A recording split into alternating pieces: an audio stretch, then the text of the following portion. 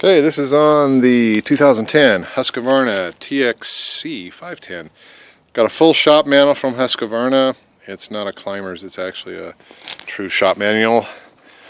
So it goes through the whole thing. I've actually taken all the notes on the electrical, what I've done. The HID light that I used to use on it, I have since used a different lighting system. I actually went to LEDs. Here's the plastic from Serbies. Got rear fenders, side panels, all in the plastic, front fenders, radiator guards or radiator covers. Here's the rims. If you notice, these are done by Woody's Wheel Works, and that's their sticker actually. And got spacers for the rims, and they've been super laced. If you notice, they're a considerably larger spoke. These are Excel black rims, which are the stronger rims in the Serbies, or excuse me, the Excel family. All the parts, got sprockets, still some in the bag. Lots of stuff that I just took off that were factory and replaced them with better products. Aftermarket. Got a bag of levers here, they're all brand new. That's the catch can for the radiator. I've since relocated. That was from the factory underneath the motor, or between the carburetor and the cylinder. Pain in the butt to get to. So I relocated that, and I'll show you that in a second. Okay, so here's the bike. We'll start at the front and work our way up and around. These are super laced as well. If you can see the spokes, big old spokes. You'll never break those. Got shock socks for the front suspension. As I said, the front suspension and the rear suspension have all been revalved. There's Scott Harden's number plate. That's going to probably one day be worth some money. He was the vice president of Husqvarna. This was his bike. It was the Husqvarna showpiece that they had. Safety wired grips, arc levers. So I got the good levers, both sides. And let's see. Okay, so this little gizmo here is for the fan. You can hear it running. I put a switch in place so you can turn it on and off, so it's not running all the time. And you don't have to worry that the thermostat, typically on most motorcycles, they don't work anyway. So it's all manual. I bypass the thermostat.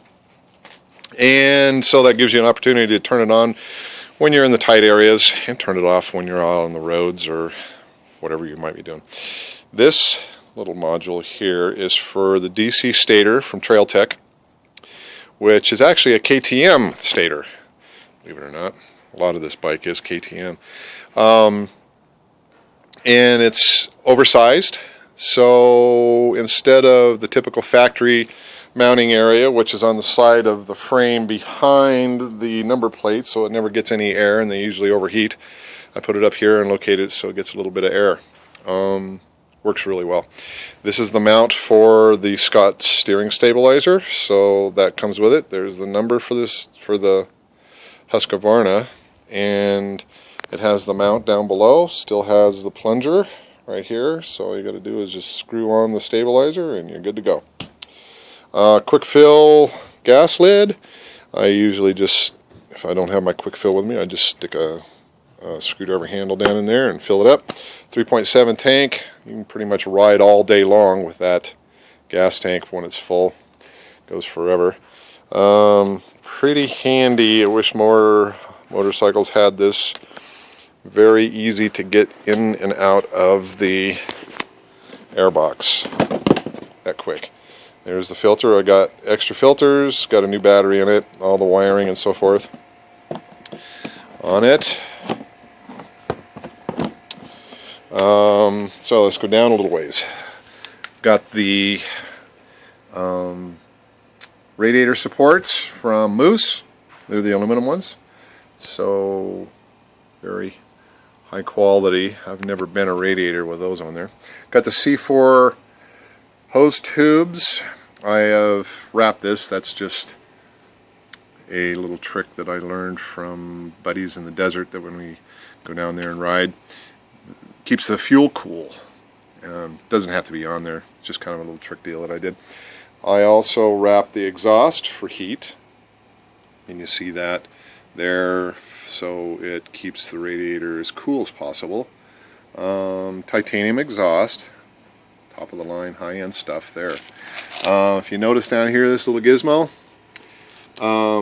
that actually will unscrew and come apart.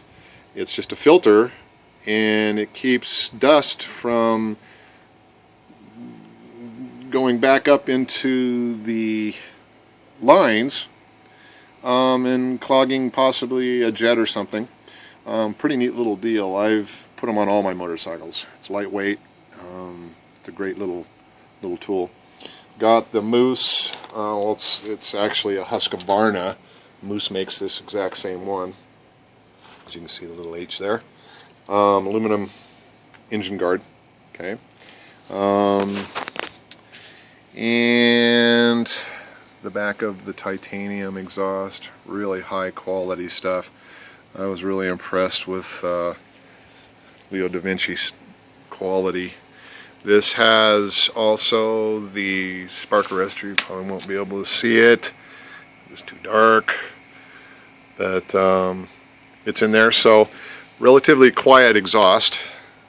The DID chain,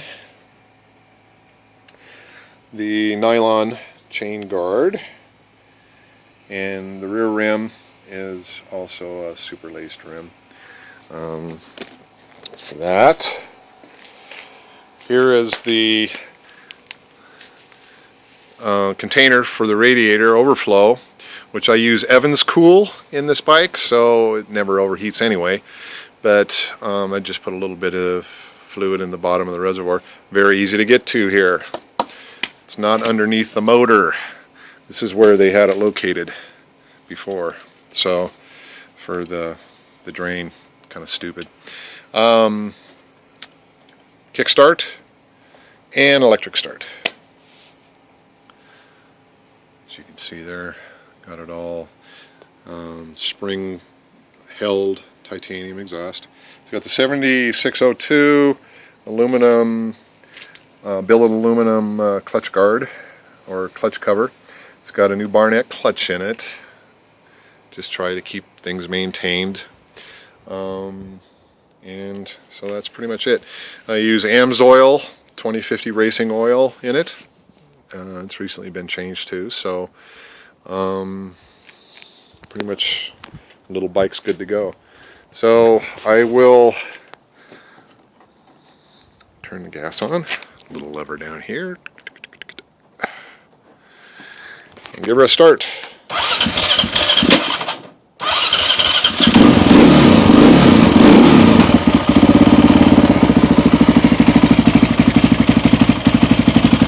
So as you can tell, it's relatively quiet. You're not going to have any issues with the Forest Service. That's about it. Good running little bike.